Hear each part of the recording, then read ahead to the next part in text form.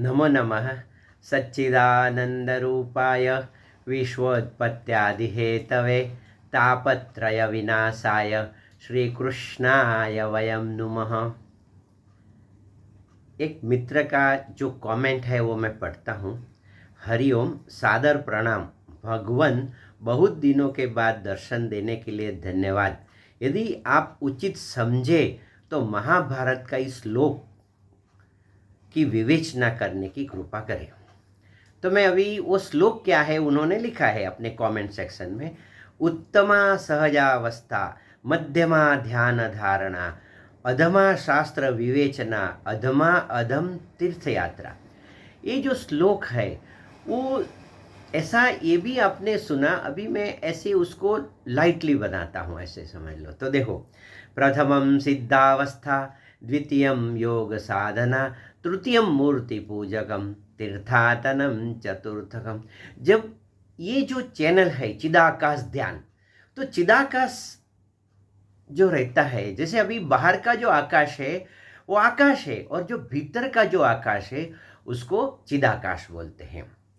तो वो जो चिदाकाश है, तो वहाँ कौन किधर तक पहुँचा, वो उसका ये महाभारत में जो वर्णन है उसके बारे में मैं भी आपसे बताता हूँ। तो सुनिए, उसमें लिखा है उत्तमम सहजावस्था। तो हम लोग अभी ये जो अधमा अधम लिखा है तो ऐसे जरा नहीं जमता है, इसलिए मैंने श्लोक को जरा ऐसे बनाया है कि प्रथमम सिद्धावस्था, द्वितीयम योग साधना, तृतीयम मूर्ति पूजकम, तीर्थाटनम चतुर्थकम।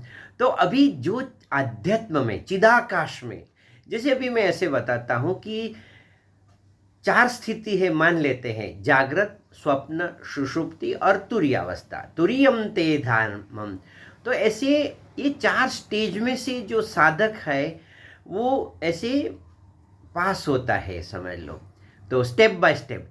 तो पहले जो स्थिति है, जैसे मैंने बताया कि प्रथमम, द्वितीयम, तृतीयम, चतुर्थकम। तो चतुर्थ का मतलब है फर्स्ट स्टेज में जब साधना आदमी शुरू करता है तो क्या है कि तीर्थाटनम चतुर्थकम। तो वो प्रभु का, जैसे अभी आपको मैं 2-3 उदाहरण देता हूँ। इसमें लोग पंढरपुर की यात्रा करते हैं, फिर गुजरात में डाकोर जाते हैं, फिर कभी लोग तिरुपति बालाजी जाते हैं, और समझ लो वैष्णो देवी माता रानी का दर्शन करने के लिए जाते हैं। सब लोग यात्रा तो आपने भी किया होगा। तो यात्रा में आप देखेंगे तीर्थ स्थानों में जहाँ यात्रा होती है बहुत लोग होते हैं, ऐसे समझ लो। और वो ऐसे नहीं कि वो अधमा अधम है। शास्त्र अभी महाभारत की उसी टाइम की बात है, उसमें लिखा है कि अधमा अधम तीर्थ यात्रा वो पहला स्टेज है। तो उसके लिए जो परमात्मा है वो दूर है, तो दूर के लिए वो परमात्मा को मिलने के लिए जाता है। जो आदमी श्रद्धा नहीं रखता है उसी के लिए तो कोई बात ही नहीं है। पर जैसे फर्स्ट स्टेज में श्रद्धा हुई तो बोलते हैं कि चलो मैं शिरडी साईं बाबा के दर्शन के लिए जाता हूँ या जाती हूँ। फिर दूसरा कोई रहेगा कि मैं बालाजी जाता हूँ या जाती हूँ। फिर कोई माता रानी का दर्शन करने के लिए जाता है। ऐसे बहुत सी स्थान है, मैंने तो 1-2 आपको बताया, ऐसे समझ लो। तो वो जो है वो प्रथम स्थिति है, मिसाल ये शुरुआत है, ऐसे समझ लो। इसके लिए परमात्मा जो है वो दूर है, इसलिए वो महाभारत काल जो थे वेदव्यास जी ने बताया। तो कि भाई ऐसे फिर बताया कि शास्त्र विवेचना। तो मैं ऐसे बताता हूँ कि प्रथमम सिद्धावस्था, द्वितीयम योग साधना, तृतीयम मूर्ति पूजकम। अभी कोई आदमी जो है तो जैसे डाकोर जाता है, ऐसे समझ लो। फिर जैसे तिरुपति बालाजी, ऐसे मैं 2-3 ऐसे यात्रा भारत में हर एक जगह पे स्थित स्थान का महत्व है। तो वो जो जाते हैं वो क्या करते हैं, मूर्ति को घर पे लेके आ जाते हैं। तो पहले उनका जो डिस्टेंस ऑफ गॉड वो दूर था, अभी डिस्टेंस कम हो गया। क्या हो गया, वो मेरे घर में आ गए। तो इसलिए बोलते हैं कि तृतीय मूर्ति पूजकम। जब जब चेतना बढ़ी तो उसको भी वहाँ जाने की ज़रूरत नहीं पड़ी, वो अपने ही वहाँ बैठे और सामने भगवान है, ऐसे समझ लो। फिर और आगे बढ़ जाता है आदमी। जो साधक की स्थिति है, ये जो वीडियो, स्पिरिचुअल वीडियो जो होता है ये सबके लिए नहीं होता है, ऐसे मैं बताता हूँ। ऐसा जो साधक है उसके लिए वीडियो होता है। तो यदि आप परमात्मा की साधना कर रहे हैं तो आपके लिए मार्गदर्शन हो जाएगा, और यदि आप परमात्मा की साधना नहीं करते तो आपको उसमें से कुछ न कुछ आपको भी विवेचना करना होगा, ऐसा। तो चलो मैं अभी आगे हम लोग चलते हैं। फिर आता है आदमी जैसे स्पिरिचुअल में डेवलपमेंट होता है तो द्वितीयम योग साधना। फिर बोलते हैं जो भगवत गीता का एक श्लोक है कि प्रभु मेरे हृदय में रहता है। तो अभी देखो माता रानी पहले दूर थे, फिर वो मूर्ति आ गई, अभी उसके हृदय में आ गया। तो वो जो हृदय में अभी देखो हम लोग ऐसे बताते हैं कि परमात्मा किधर रहते, तो मेरे भीतर रहते हैं। बाहर तो है ही है परमात्मा, पर मेरे भीतर में, तो उसकी जो चेतना थी उसका थोड़ा सा डेवलपमेंट होगा। ये डेवलपमेंट ऑफ कॉन्शियसनेस है। देखो किसी का शरीर का डेवलपमेंट होता है, बच्चा रहता है फिर युवान होता है, ऐसे समझ लो। तो this is the development of the body. फिर समझ में आती है डेवलपमेंट ऑफ माइंड, फिर डेवलपमेंट ऑफ इंटेलिजेंस। पहले मैं ये नहीं समझता था, अभी मैं समझता हूँ, ऐसा आपने ऐसे समझ लो, मालूम पड़ेगा। फिर आदमी को समझ आता है, तो वो समझ आता है, उसको इंटेलिजेंस डेवलपमेंट होता है। हम आगे चलते हैं। तो द्वितीयम योग साधना, तो भगवत गीता का सर्वस्य चाहम हृदय सन्निविष्टो, मैं हर एक के हृदय में रहता हूँ। जैसे हम छाती पे आते थे भगवान मेरे भीतर है, हे प्रभु हे प्रभु, तो आध्यात्मिकता में वो नजदीक गया।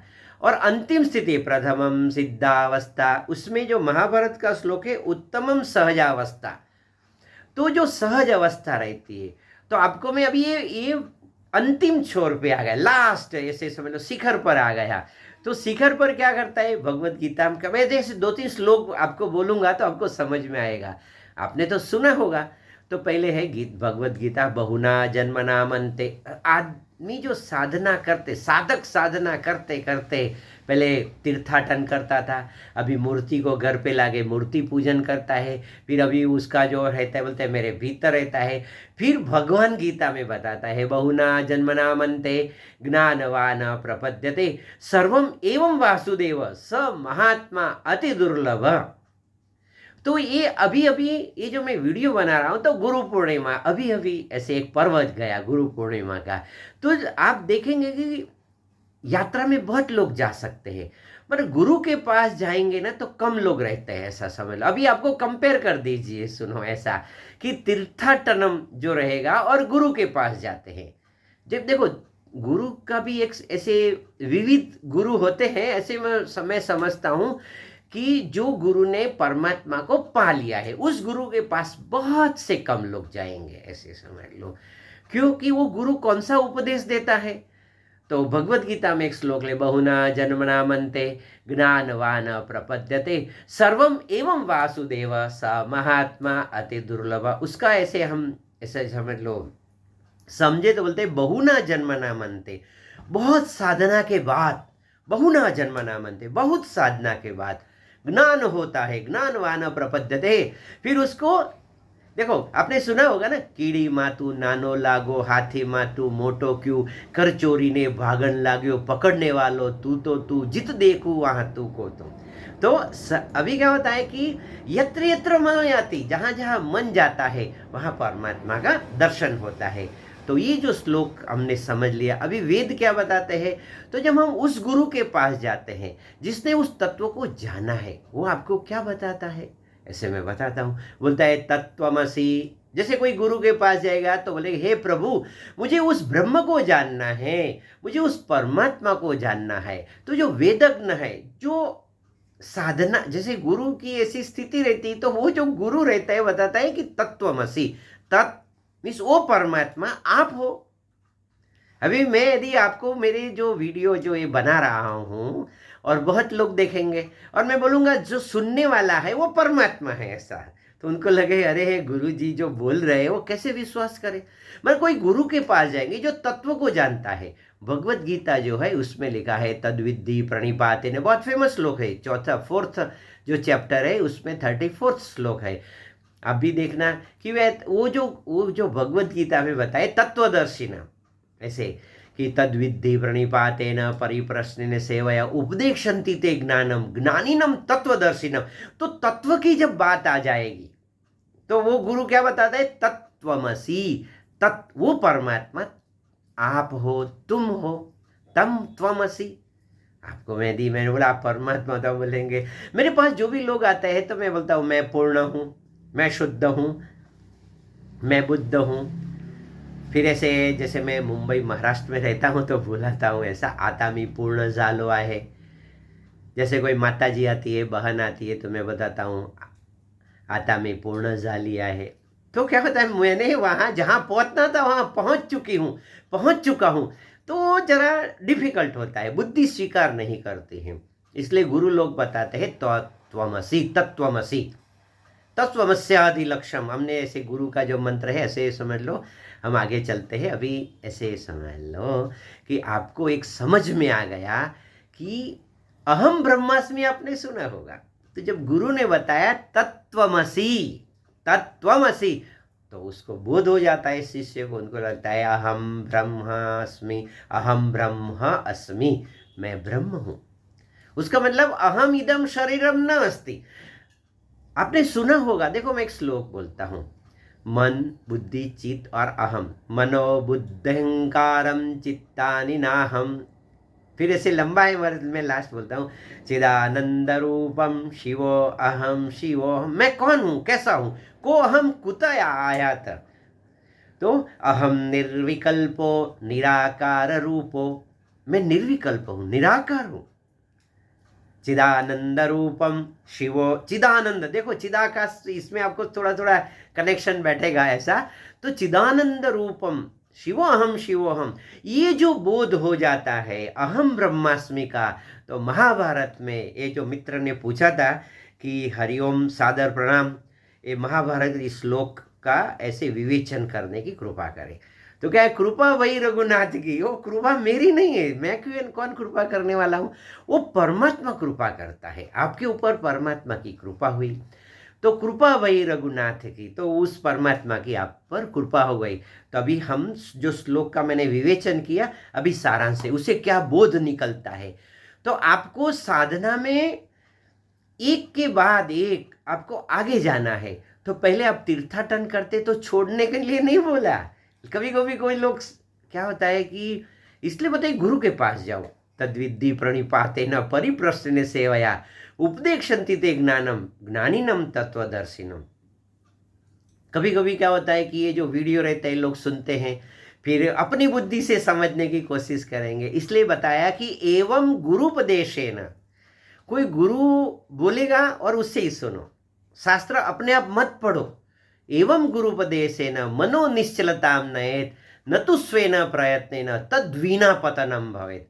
अपने आप अर्थ मत निकालो, गुरु के जाके पूछो कि ये जो श्लोक का क्या अर्थ, ये मित्र ने अच्छा पूछा तो मैंने उस ये जो समझा रहा हूँ ऐसा। तो तीर्थाटनम जो है उस शास्त्र में तो लिखा है अधमाधम, पर मैं उसको बताता हूँ, this is the first step, first stage और स्टेप बोलेंगे।